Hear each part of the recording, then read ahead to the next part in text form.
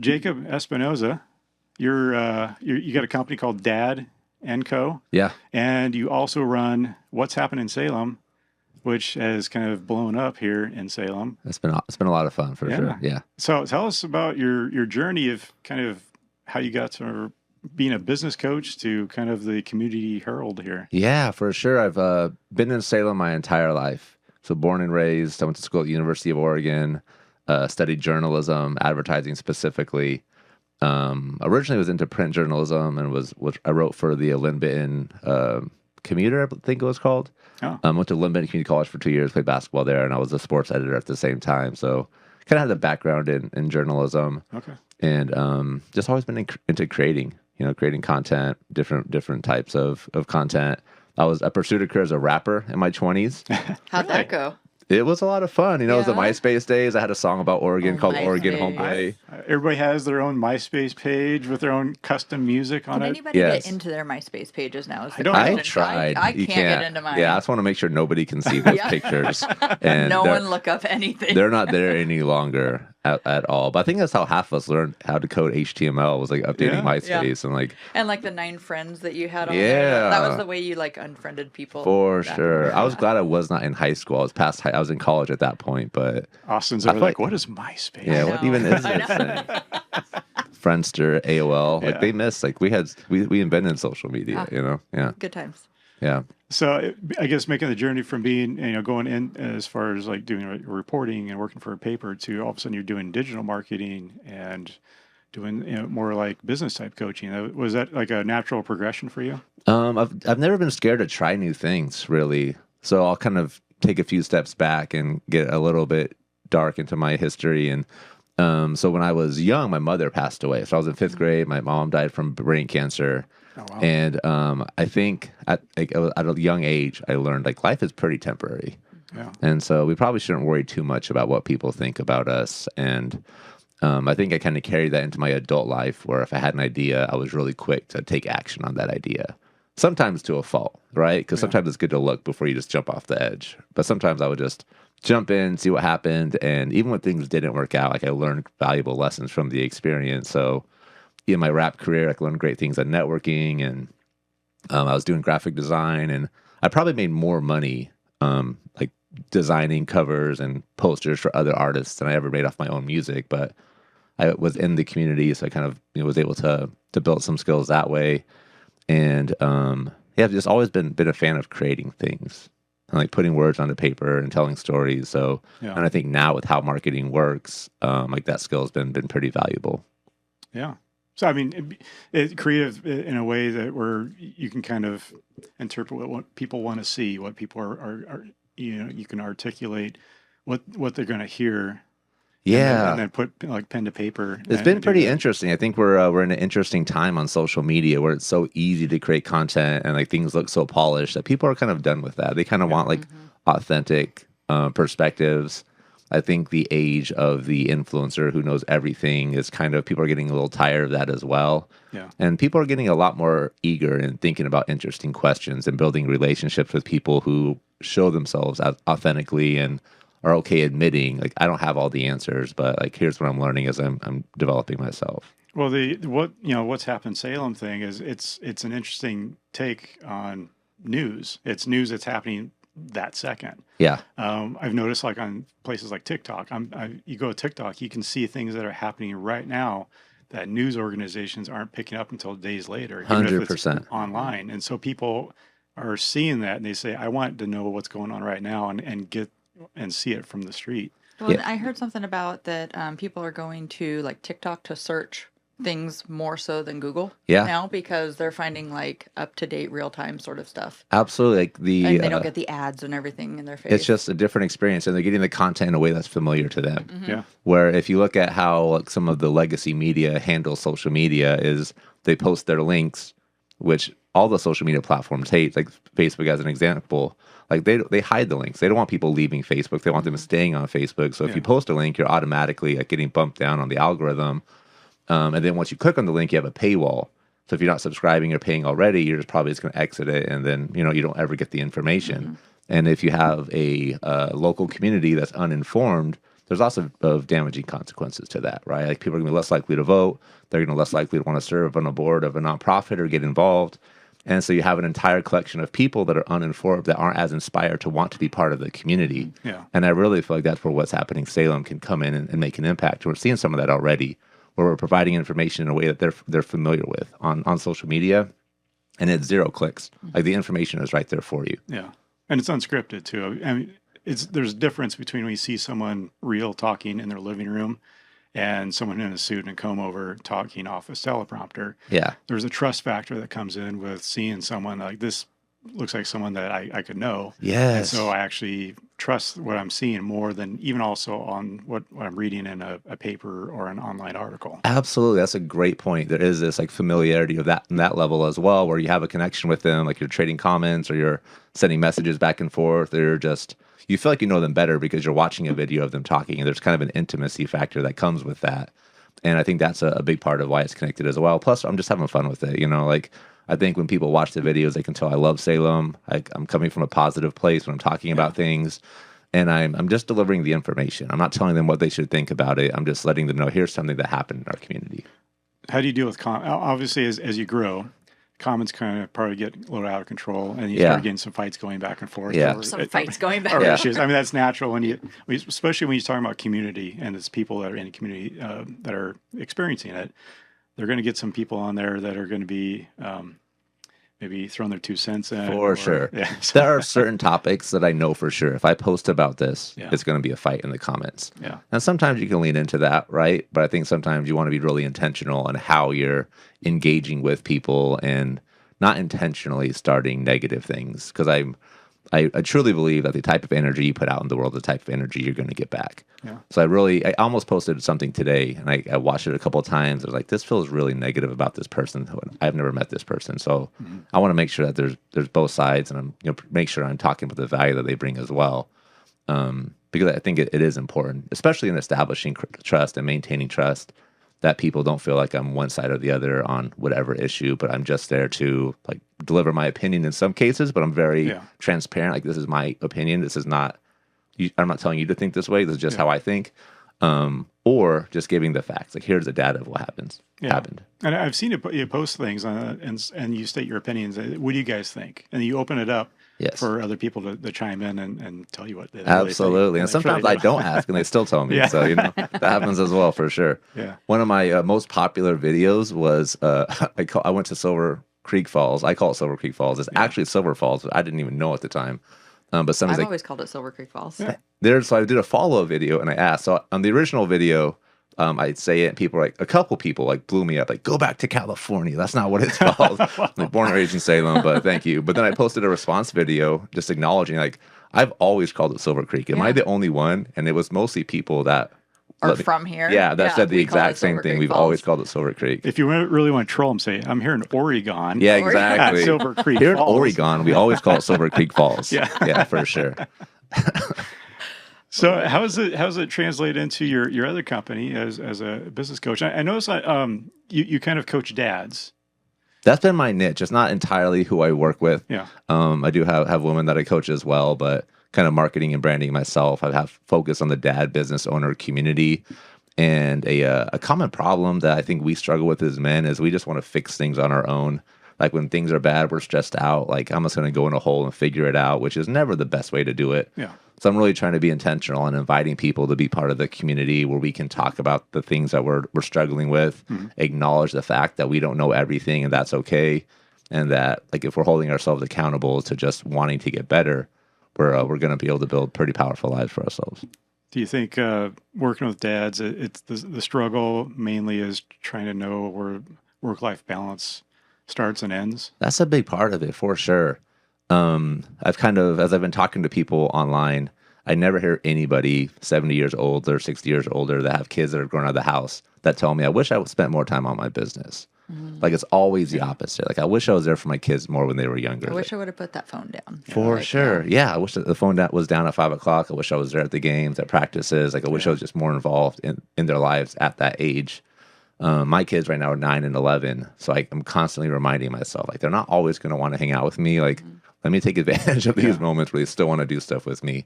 And, yeah, just trying to set that foundation that like I'm here for you. I'm dad. Like you have to listen when it's time to listen, but like I want to get to know you and motivate you and really listen to what you want to get out of life as opposed to like projecting my own perspective of what I think your life should look like. My dad's like that now. It's interesting because we talk about he was self-proclaimed workaholic. He worked all the time. And we had a really great life growing up. He did a great job, very, very hard worker, and like instilled a very good work ethic in my brother and I. But we talk about times where he was working and we'll like talk about a memory and he's just like, man, I wasn't there. And I think that's one of the things he regrets a lot is just not being able to be more present for those moments. Yeah. And he just has to rely on our recollection of those events to Totally. like hear what actually happened. So Yeah. So he's very hands-on as a grandpa now, like wanting to be there for everything with the That's grandkids, which is awesome. amazing. That is great. So, I do yeah. feel like our generation has kind of learned from the previous, where like we hear the stories of dads not being there, or we felt like our dad wasn't there for us. Like my dad was just like super involved with our life, so I'm grateful for that. Especially having a mom that passed away, so he took a lot on himself. But I think that we all like have experiences, or we hear things from people where this guy thought he was doing the right thing, just like worked all the time, and then you kind of wake up, your kids are out of the house, and That's what you did. It's too late. Exactly, that's just what it was, Yeah. right? Yeah, 100%. Is it harder, do you think, or easier for dads that are single, as opposed to like you got a still intact family, or you're sharing kids and going back and forth? Does it make it tough to know when to turn off work? Like, hey, I don't have the kids for the next week. I guess I got to button down and work super hard, and then spend time with them when I do have them. I fall into that trap. People I've talked to that are single as well fall into that trap. I've heard often, because it's like, I don't have my kids right now, so I'm just going to work. I'm going to get everything done, so I'm with them. I can be with them. Mm-hmm. But then you get them and you're burnt out because you haven't given yourself that space to like really refill your cup. So it is a slippery slope. I think one of the advantages is, though, that you don't have that gray space, where if you have your kids all the time, sometimes it's easier. For me, at least, it was to like, I'm just going to work on this project for a little bit, or I'm going to do this or have my phone out when it's dinner time or whatever. Mm-hmm. But I feel now like I have these signals where, all right, kids are back home now, there's noise in the house. It kind of reminds me, all right, take advantage of this moment. Mm-hmm. I'm not going to have them next week. So like, I want to really be intentional this week about being there and being present with them, especially people that work from home. If you think of traditional work, like you leave, you come back, you're kind of like transitioning into work when you leave, you're transitioning back into home life when you come back. But if in your office you're stepping out, like you don't really have that transition time unless you're intentional in creating it for yourself. We struggle with that all the time. We're kind of a modified. We're out during the day, and we're also at home at night working too. So yeah. We're a our little kids' bit signals are they just like close our computers. Yeah, and they're like, you're awesome. done for the day. We're like, put the phone away. We're like, okay. But they do pay attention to what's going on. They know when you didn't hear what they just said.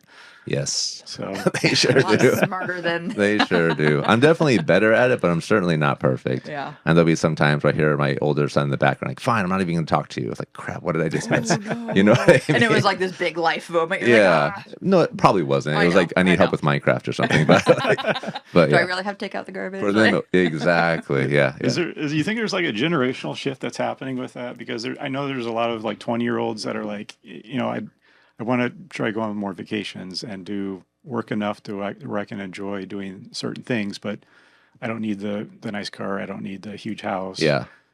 Things that we grew up on, watching like Lifestyles of the Rich and Famous, like, oh, this is what we have to work hard for to get to. Yeah. The kids these days. They don't really put as much value into a lot of the material things. Yeah. And they're putting more into like their experiences. Yeah. And so do you see that changing as they grow a little bit older and get kids themselves? Are they going to keep that as far as the experience part and not, I guess overwork themselves trying to chase whatever they're chasing? I think there is definitely some generational aspects to that where they had different life experiences growing up, so they're valuing different things. But I also feel like we just forget what we were like when we were 20. Mm-hmm. I know like I think for all of history of man, people have said that 20-year-olds don't want to work. Like they said it about millennials, they said it about Gen Z, and it's always like they want to get promoted so fast. And I think a lot of it, and Kelly Williams Brown, she's actually from Salem. She wrote the book called Adulting. She has a TED Talk where she talks about this, where and she was talking about millennials, but now people are saying the same thing about Gen Z, where like there's this expectation that you're going to get promoted so fast, you don't understand like how hard you have to work for things, and a lot of it you just don't have context as a person. Like you're brand new to the workforce, like you just don't understand what it takes to get certain places. You don't know that until you learn it as you go through the process. So I think there are some generational pieces, but I also think that it's just being 20, you just don't know what you don't know yet. I mean, at 20, you think you know everything too. I was just like at the bar, you know, for like pretty much my entire, from 16 to 20, I pretty much was just like drinking and partying. Like, I didn't know anything.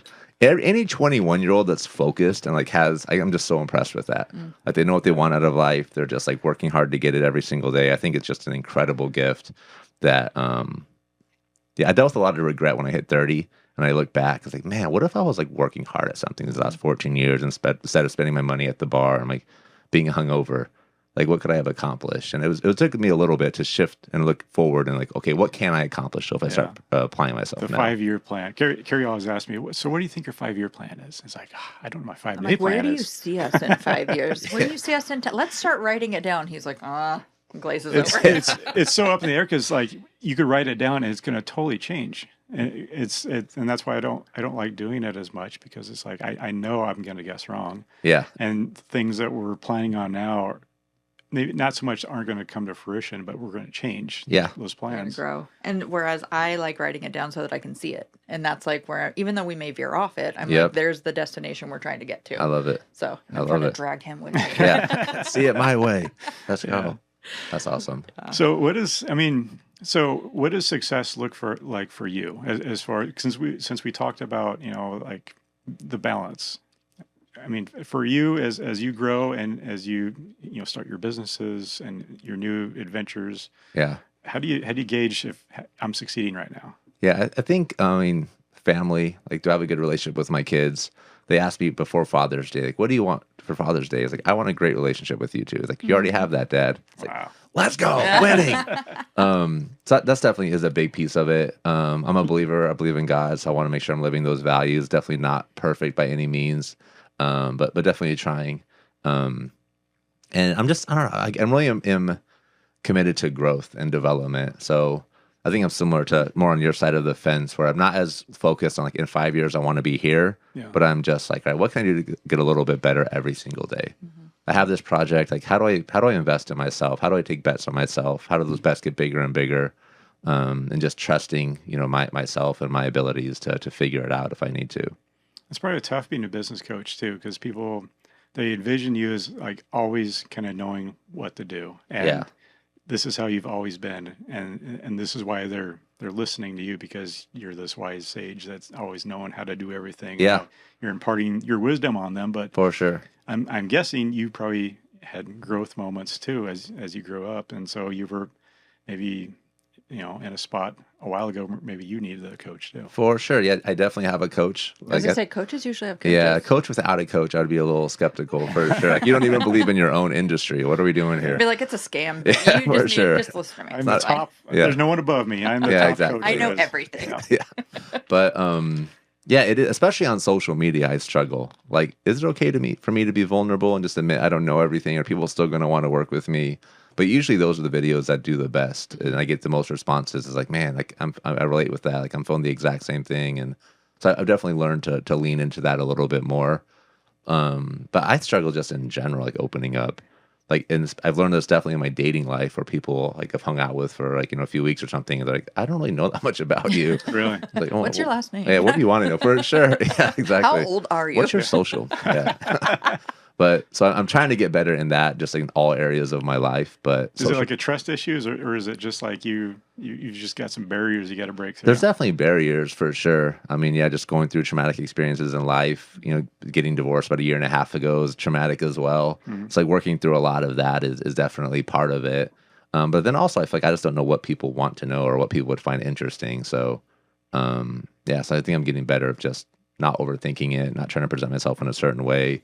And then even just getting comfortable where, like, if this person isn't into me being authentic, then it's probably not the right fit anyway. Yeah. So I think that's the hard thing, is like knowing that you feel like when you're a business owner, you want to capture all the business out there. And it's really hard when you make that mind shift that not every piece of business is for you. And some of it is okay if it walks away. For sure. That's a very hard thing to wrap your brain around. Yes. So And usually it like opens the door for something else that Yeah. you're like, oh, I wouldn't be able to do that. Yeah, So, I don't have time to be everybody's business coach. I You know know. what I mean? I just need like 20 people that want to Yeah. pay me every month, and I'm gonna be good. So yeah, noted. yeah.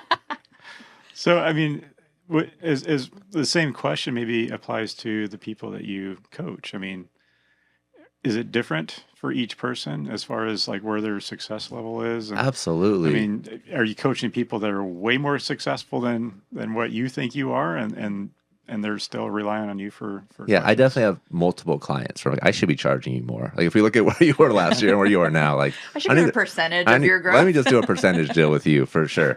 But it's awesome, and I think where I'm comfortable is understanding that I don't need to be the expert in every industry. I'm not going to be.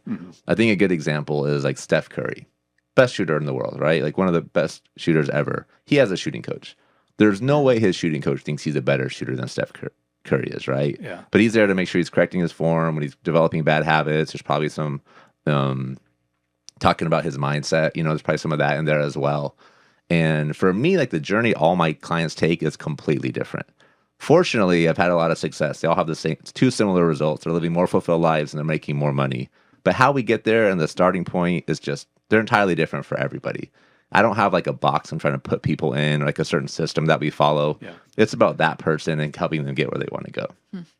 So it's kind of more like a mind shift as far as like, or one of our last guests was, she's a pro bodybuilder, and we were asking her, so does like everybody have a coach? She said pretty much, because you almost get a What was that word she said?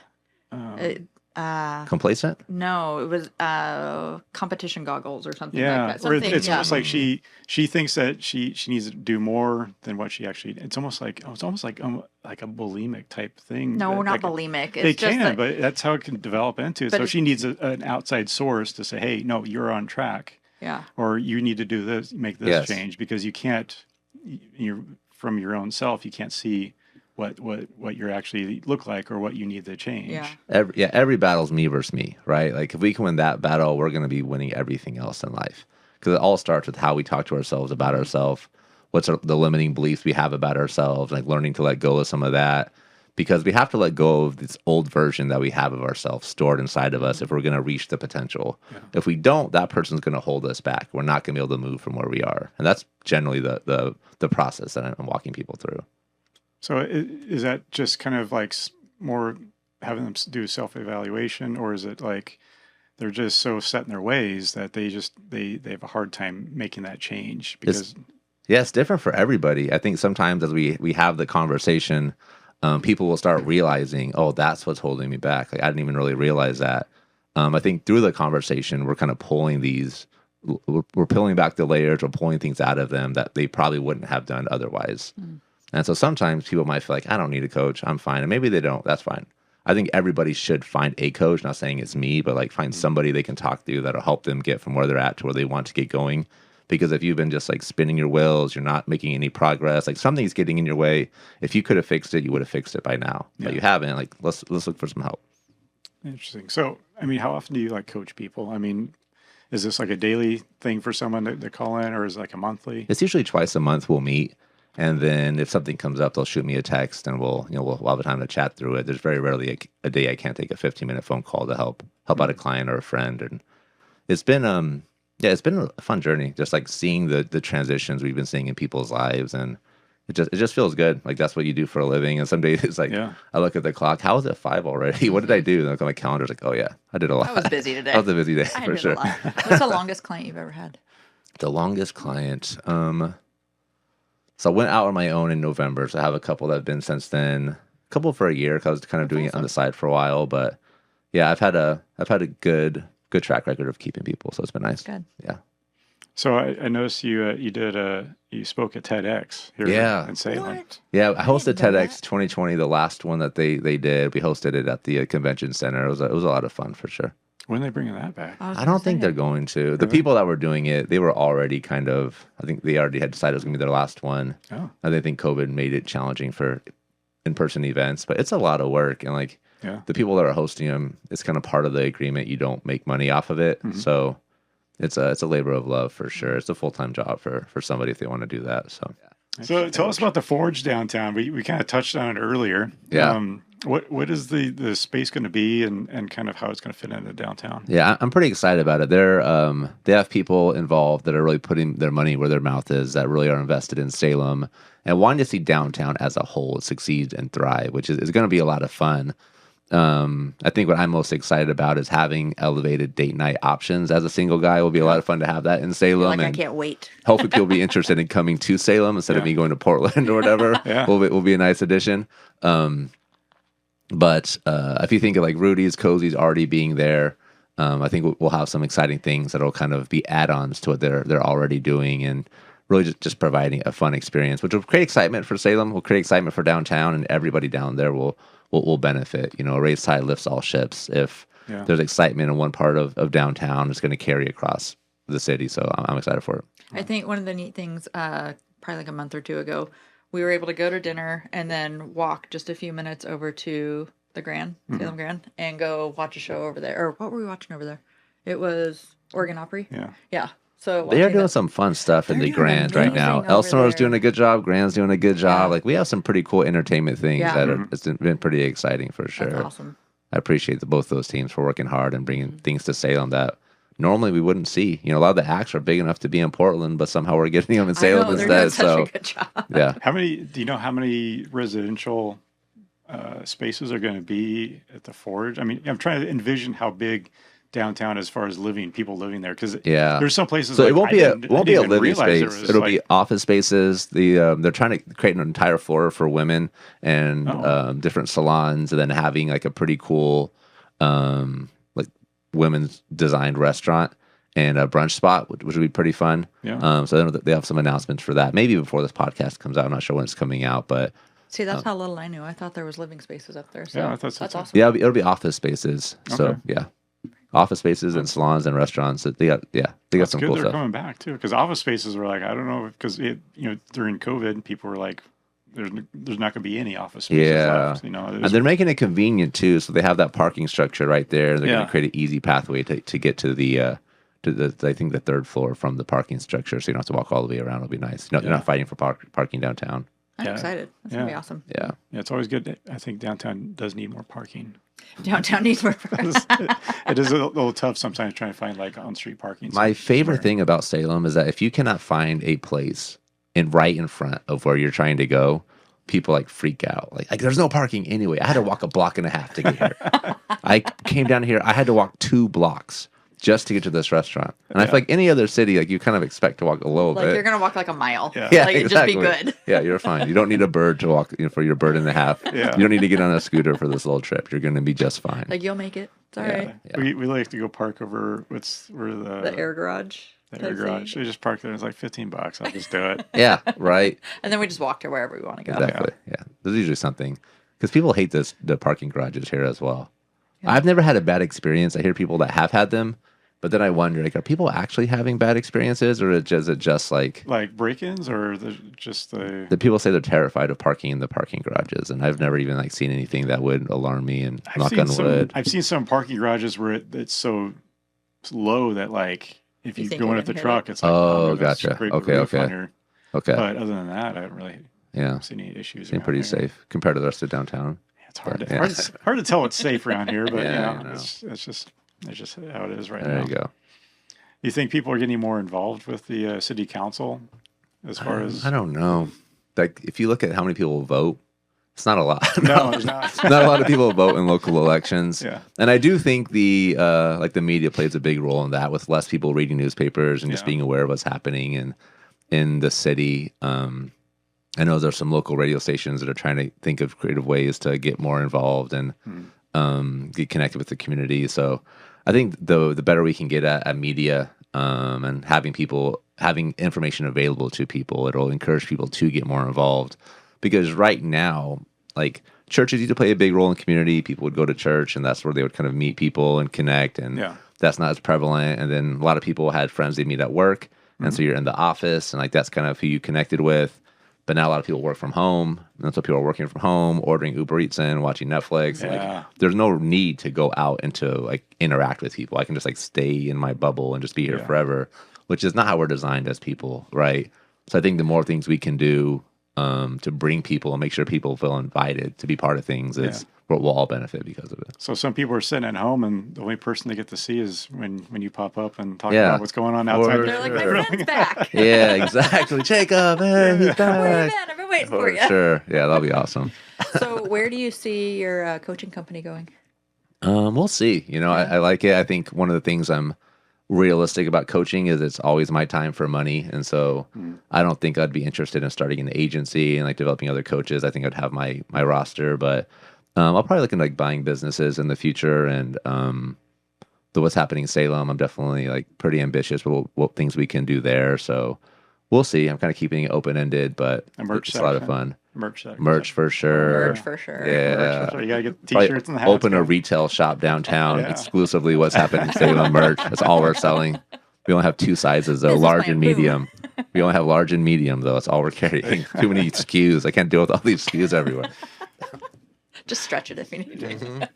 We got hats for you. We got hats. Small. Sorry, we got a hat for you. Just give it to me. I'll wash it. And There you go. Yeah, exactly. All right. Well, Jacob, thanks for coming in. We're going to check in with you about 5 years to see if your plan, Let's your 5-year do it. plan, 5-year plan. Yeah. your 5-year plan came to fruition. Yeah. But You were so ambitious, Jacob. Now you're in a van down by the river. What happened to you?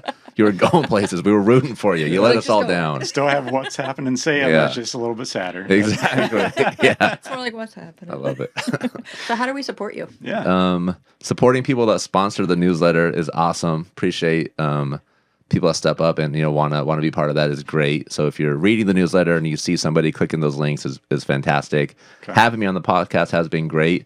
You two just highlighting the community, doing what you do, bringing out the best in others is a big deal. And I know it's not easy running an operation like this and exist in addition to everything else you have with family and work. So it is a big deal. I know sometimes you might look at it like, why are we doing another podcast? But it feels good to be invited to be part of something like this. So we appreciate I you. love that. Yeah. So in your newsletter, they can, if they click on the link on your Instagram page, it takes them to the newsletter and they can subscribe there, and that kind of gives them a little more info about the topics you're talking about. Exactly. Yep. So I'm hiring a writer right now is to give the newsletter some more substance, which would be a lot of fun. I really want it to be a very valuable asset and not something you click on because you're supporting me, but you're clicking on it because you're going to get information about what's happening in Salem. Yeah. And you will probably see ads on Facebook very soon. So if you live in Salem, be expected to see that. We're putting some money behind this and trying to see how quickly we can grow it. That's awesome. All right. Well, thanks Exciting. for coming in. Yeah. Thank you.